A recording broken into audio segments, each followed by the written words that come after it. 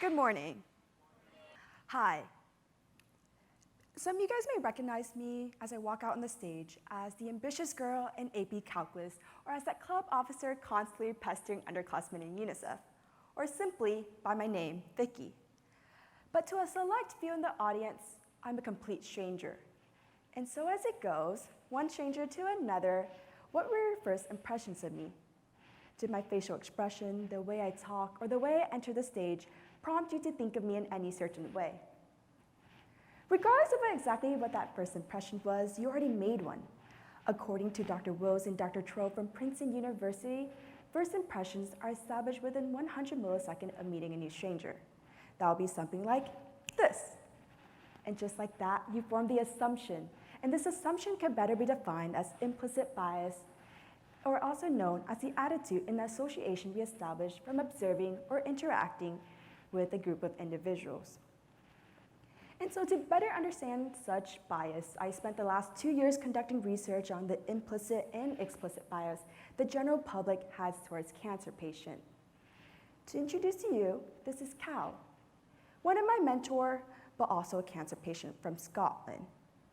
At the beginning of my research project, I reached out to Cal to better understand what the journey is like for many cancer patients.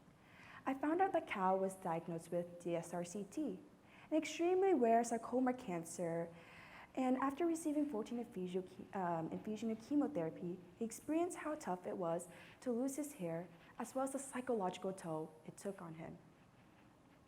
And so like Cal, 5 additional cancer patients I spoke with, among many other cancer patients we know ourselves, share a similar narrative. Their cancer diagnosis affected how other people treated them. And so to further understand this discrimination that these patients were facing, I worked with Cal and a community of researchers to design an implicit association test, a test that would mimic the same way our brain first processes such information and establishes such bias. And so how this test works is that the participants will be introduced to images of cancer patients and healthy individuals. If you may actually notice here, the images of the cancer patient and healthy individuals are actually of the same individuals. The only difference is that the cancer patient's images were post-chemotherapy and the healthy individual images were pre-chemotherapy. The participants were then introduced to a list of words, positive words, and later with negative words. And so for the actual implicit association test, what the participants were tasked to do was to categorize the images into its respective category. And there was 2 categories, one where cancer patients were paired with positive words and another where cancer patients were paired with negative words. And so this test would rely on response time in order to determine such implicit preference. The longer it took for an individual to respond a certain way, it indicated their hesitancy, and such hesitancy indicated and translated into their level of preference. So as an example, as we can see here, when it was quicker and easier for an individual to respond positively when assigning cancer patient with negative than it was for them to assign cancer patient with positive, that indicated their preference for healthy individuals. It took them longer to respond and assign cancer with positive, but much quicker for them to assign healthy with positive. And so after creating this test, I distributed it to the greater Houston area and heard back from about 300 adults. Among these participants, 75% reported that they preferred both cancer patient and healthy individuals equally. There's only just a mere 6% who expressed that they preferred healthy individuals more than these cancer patients. And aren't such statistics relieving to hear? The majority of the participants prefer both groups equally? Well, unfortunately, it wasn't the case. Even though the test accurately examined and reported their explicit preference, it was subjected to social desirability bias. And so as human natural tendency, we try to respond in a way that allows us to fit in. We express what's more socially acceptable than what our implicit actual thoughts are. And we see that here. When I examined the implicit association score, there was 77% of the participants who actually did not view the 2 groups equally. 77% actually expressed that they preferred healthy individuals over these cancer patients. And so when we examine the explicit preference to the implicit preference, we notice a jump from the 6% to the 77%. That's nearly 12 times as many individuals who had a preference for healthy individuals over these cancer patients than initially recorded. And so with that data, I wanted to further to understand and examine if a certain demographic would respond one way or another. When I looked at sex, there wasn't a difference in the level of preference. When I looked at race, there still wasn't a difference. When I looked at level of income, there wasn't a difference. However, when I looked at level of education, there was a significant difference. Healthy individual, or many of the participants preferred healthy individuals over these cancer patients, with the exceptions of physicians.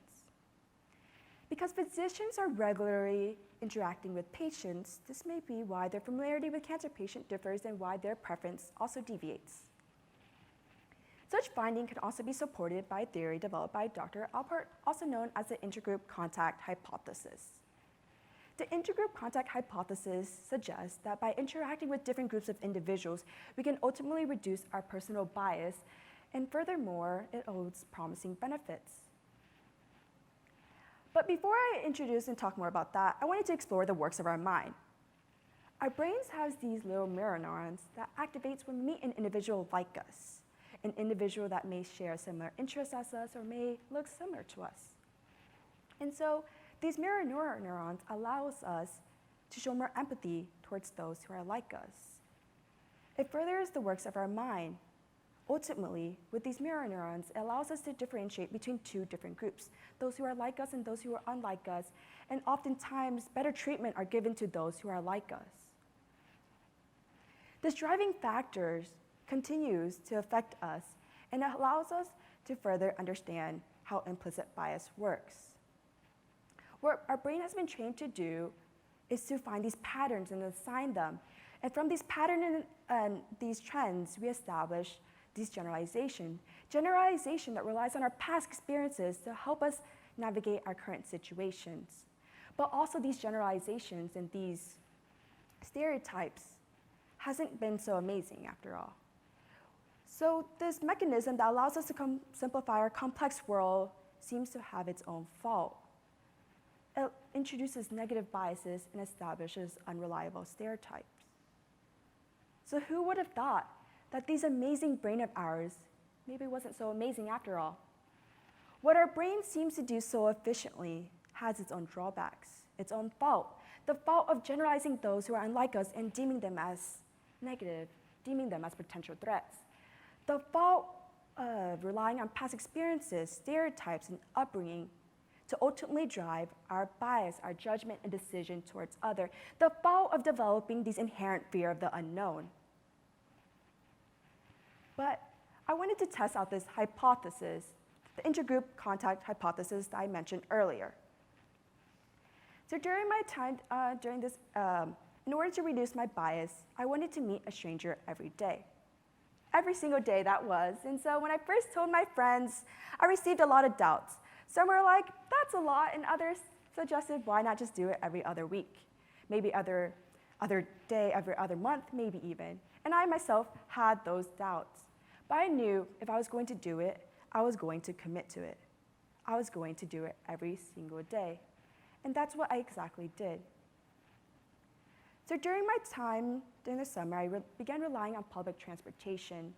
And so during that time, I got to meet a lot of new individuals. Sitting on that bus was a lot of vacant seats. I began to unplug my earbuds, raise up my armrest, and place my backpack in my lap. That was a chance for me to now meet a new individual. That vacant seat meant to me a new opportunity, an opportunity to meet someone who lives a completely different life from me, someone carrying with them not only their personal belongings, but also their unique stories.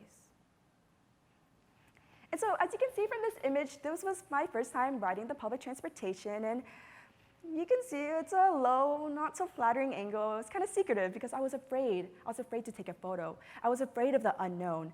I was just in my mind afraid. But before I even realized it, there was a stranger in front of me. I was going to have to start the challenge right then and there. And I did. I initiated that hello, and before I even realized it, all of my worries dissipated. All of those spiraling thoughts had gone away. I was really excited. And in order to celebrate, I took a B-reel to commemorate these experiences. Day 1, first stranger, down. And by day 7, the emotions were still there, but it was getting easier. It was getting a lot more smooth. I was really excited now. And on that bus, I got to meet a lot of strangers. The first one I went to introduce was on the 7th day, there was a stranger decked out in all rainbow colors.